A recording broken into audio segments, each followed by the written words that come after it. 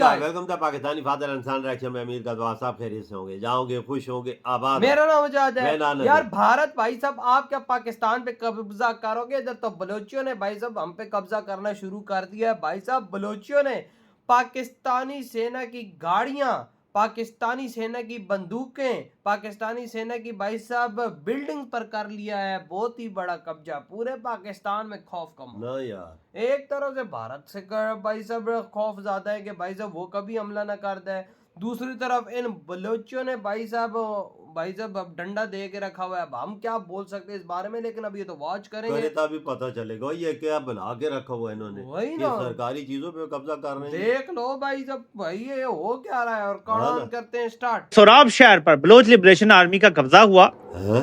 Levies और police थानों, bank को दीगर सरकारी इमारतों का कंट्रोल संभालकर फोर्सेस का असला और गाड़ियां जब्त किए गए। अब से कई घंटे पहले ये कब्जा किया गया है और इस वक्त वहां पर खूनख्वार लड़ाई हो रही है। जगह जगह पे हम देख रहे हैं कि अफसोसनाक वाकयात का तसलसल है। आजादी पसंदों ने सरकारी इमारतों और गाड़ियों को नजरे आतिश कर दिया। बलोच लिबरेशन आर्मी के सैकड़ों जंगजुओं ने शहर का मुकम्मल कंट्रोल हासिल कर लिया। इस कदर खूनख्वार लड़ाई है कि बैंक से लेके तमाम सरकारी इमारतों पर पुलिस स्टेशन समेत दहशतगर्दों ने कब्जा कर लिया है। और इसी सारी लड़ाई में जो वहां के एडिशनल डिप्टी कमिश्नर हदायतुल्लाह बलीदी हैं वो भी शहीद हो चुके हैं। आप बन्नू डिवीजन में देखें, आप डेर इस्माइल खान डिवीजन में देखें, आप खैबर पख्तूनख्वा के कबायली अजला में देखें। अब ताज़ा तरीन खबर जो है वो डेर इस्माइल खान से है। मेजर, एक रिटायर्ड मेजर शहरयार को अगवा कर लिया गया है उनके 2 साथियों समेत। और भी शहादतों की वहां से खबरें हैं। और ये बिल्कुल जो N25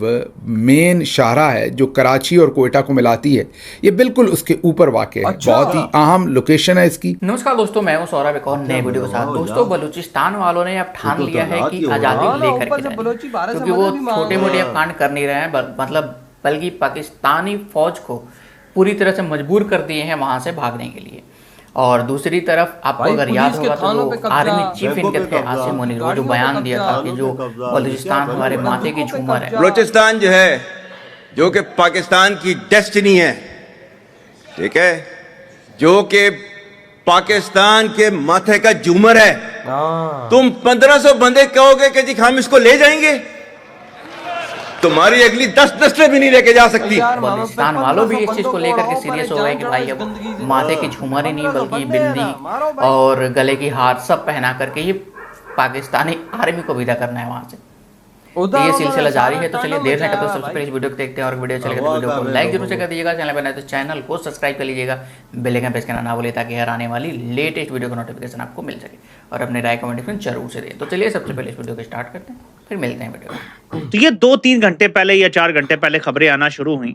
अच्छा, अब लेटेस्ट तो कंपनी ही बता सकती है जी कि हमने ये कर लिया वो कर लिया, लेकिन द फैक्ट कि वो किसी भी वक्त आते हैं, 50-100 बंदा आता है।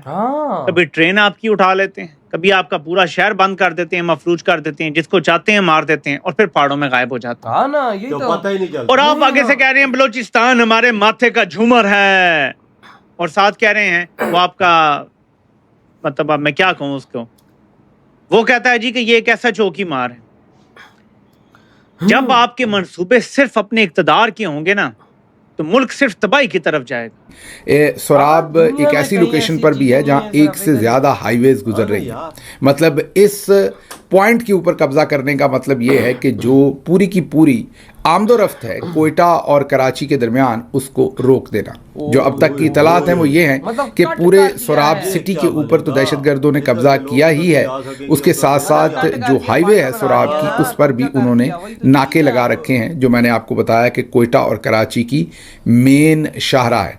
बहुत ही ख़तरनाक सूरत हाल है वहाँ पर इस वक्त। ये कोई तकरीबन, क्योंकि आपको पता है बलूचिस्तान में शहर ज़रा अमूमी तौर पर आबादी में कम है, तो ये कोई तकरीबन 50,000 लोगों की आबादी पर मुश्तमिल ये शहर है। और ये जो बलूचिस्तान के बड़े 20 या 25 शहर होंगे, उनमें से एक इसका नंबर होगा। अहम जगह पर वाक़या है। और आपको पता है जो BLA और दूसरी दहशतगर्द तंजीमें वहाँ पर कर रही हैं, ये उसी की कंटिन्यूटी का एक हिस्सा है। बलूचिस्तान का अपना सूबा है। बलूचिस्तान को आप माथे का झूमर कहते हैं। बलूचिस्तान की मादनियात पे आप पाकिस्तान के 2047 तक के मंसूबे बना रहे हैं। लेकिन आपकी रिट ये है कि जो कल्लात हैं उसके शहर में हालात ये हैं कि किसी भी टाइम आके BLA के लोग कब्जा कर लेते हैं पूरे शहर। हाँ ना, अगर इतनी सी आपकी रिट बची है एक सूबे में तो आप मादनियात खाक निकालेंगे, आप इन्वेस्टमेंट खाक करवाएंगे। ये जो खबरें अब आ रही हैं, क्या आलमी एजेंसियां ये रिपोर्ट नहीं करेंगी अपनी अपनी हुकूमतों को?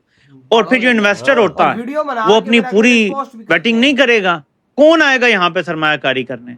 लेकिन दूसरी तरफ हम जो कर रहे हैं वो आपके सामने है। हमारी जो स्टेटमेंट थी, हमारे जो मौजूदा वज़ीर दाखिला हैं, उन्होंने अब से चंद हफ्ते या चंद महीने पहले, जब इससे पहले वहाँ पर दहशतगर्दी हुई थी, जाफ़र एक्सप्रेस की बात नहीं कर रहे, वो तो आपको पता है कि अब से जो चंद हफ्ते पहले जाफ़र एक्सप्रेस का वाक़या हुआ जिसमें 440 पैसेंजर्स थे और पूरी ट्रेन यरगमाल बना ली गई थी।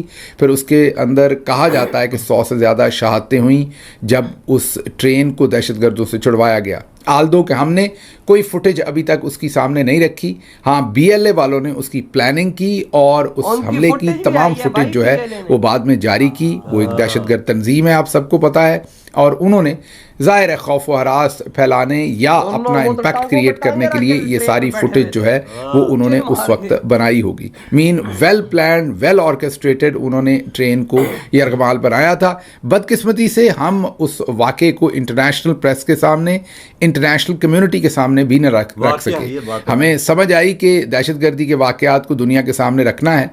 जब 22 अप्रैल को पहलगाम में दहशतगर्दी का वाक़या हुआ और उसके बाद इंडिया ने पूरी दुनिया के अंदर जिस तरीके से पाकिस्तान को एक्यूज़ किया, पाकिस्तान की मौजूदा रजीम बैडली फेल्ड, एक तो दहशतगर्दी को कंट्रोल करने में बुरी तरह से नाकाम हुई। भाई साहब ये तो बात सच है ना। अब देखो उन्होंने बड़े बड़े शहरों पे कब्जा करना शुरू कर दिया। भाई साहब पुलिस के थानों पे कब्जा करना शुरू कर दिया, उधर के बैंकों पे कब्जा कर रहे हैं, हमारी भाई साहब गाड़ियों को आगे लगा रहे हैं, बिल्डिंगों पे कब्जे कर रहे हैं, बंदूकें हैं उनको कब्जा कर रहे हैं। भाई साहब उनके पास हथियार और आ रहे हैं इस तरह। तो यार बना हुआ क्या है, उधर किसी की रेट नहीं हो भाई यार। साहब 150 200 बंदा आता तो कब्जा करके चला जाता। और यार लेट सपोज हमारे आर्मी चीफ ने बोला कि 1500 बंदे हैं, तो ये 1500 बंदे की हम कब बजाएंगे? हम इन 1500 लोगों की कब बजाएंगे? ये हमारी साले आगे बजा के निकल जाते हैं और पहाड़ों पे निकल जाते तो खबर ही नहीं निकलती। और बेचारे हमारी सेना की गाड़ी जा रही होती, जवानों की गाड़ी जा रही होती है, सीधा मारते हैं रॉकेट और उस गाड़ी को उड़ाते हैं। फिर उसकी फुटेज 1-2 दिन बाद ऊपर भेजते हैं कि देखो दुनिया वालों, कि देखो पाकिस्तानी, इस तरह से हमने आपकी आर्मी की गाड़ी को उड़ाया यार। जो उधर का सबसे बड़ा उसे ही अगवा कर लिया गया। हाँ, को उसको सुनने में मेजर है, रैंक के हैं, आर्मी है का डिप्टी कमिश्नर है। नहीं, वो उसको तो भाई साहब शहीद कर दिया है, उसको तो मार दिया गया है। जो एक मेजर रैंक के है ना ऑफिसर, उसको किडनैप कर लिया। ये देख क्या बना हुआ यार, कैसी कैसी खबरें आ रही हैं यार। जब ऐसी खबरें आएंगी तो भाई हम क्या सोचेंगे यार? भाई ये बलोचिस्तान में क्या बना, वो ऊपर से बलोची भाई साहब यूं करके फिर भारत से मदद मांगते हैं कि भाई साहब आप हमें हथियार दो, आप हमें पैसा दो, आप हमारी मदद करो ताकि हम और इस तरह की चीजें करें और भाई साहब हम लोग अपने कब्जा कर लें, बलूचिस्तान को पाकिस्तान से अलग कर दें। भाई तो इन्वेस्टमेंट करने कौन आएगा? जाहिर बात है, कोई करने कौन आएगा? ये ऐसे हालात होंगे तो उधर कोई आता ही भाई। इस टाइम सिचुएशन बड़ी खराब है। उन्होंने तो कराची में जो रास्ता जाता है उधर तो बॉर्डर बना लिया, बॉर्डर बन गया भाई। अब उधर से ना एक गाड़ी आ रही है ना जा रही है, सब कुछ वहां पे इस टाइम रुक चुका है क्योंकि वहां पे इस टाइम बलूचियों ने कब्जा कर लिया। भाई साहब या तो सीधी सी बात है, या तो अब हालात और खराब होंगे, या तो अब भाई साहब इनको खत्म करना पड़ेगा, नहीं तो भाई साहब ये हमारी ऐसी बजाते जाएंगे। और अगर इन्होंने ऐसे कंटिन्यू रखा तो एक दिन ऐसा आएगा कि वाकई में बलूचिस्तान हमसे अलग हो जाएगा। सीधी सी बात है। हालात जो है बने हुए भाई उनको भाई साहब सारी चीजें वहां पे प्रोवाइड करो और कहानी खत्म करो। या उनके पैरों में सब कुछ डालो, चीजें सहूलतें हर चीज। देखो ना भारत ने कश्मीर में क्या किया, वहां पे भाई पत्थर मारा करते थे, वहां पे गोलियां चला करती थी, AK-47 होती थी। मोदी जी ने क्या किया, दुनिया की हर चीज कश्मीरियों को दे दी। आज कश्मीरी क्या बोलते हैं, भारत माता की जय। कभी आपने सुना था कश्मीर के अंदर ये नारा?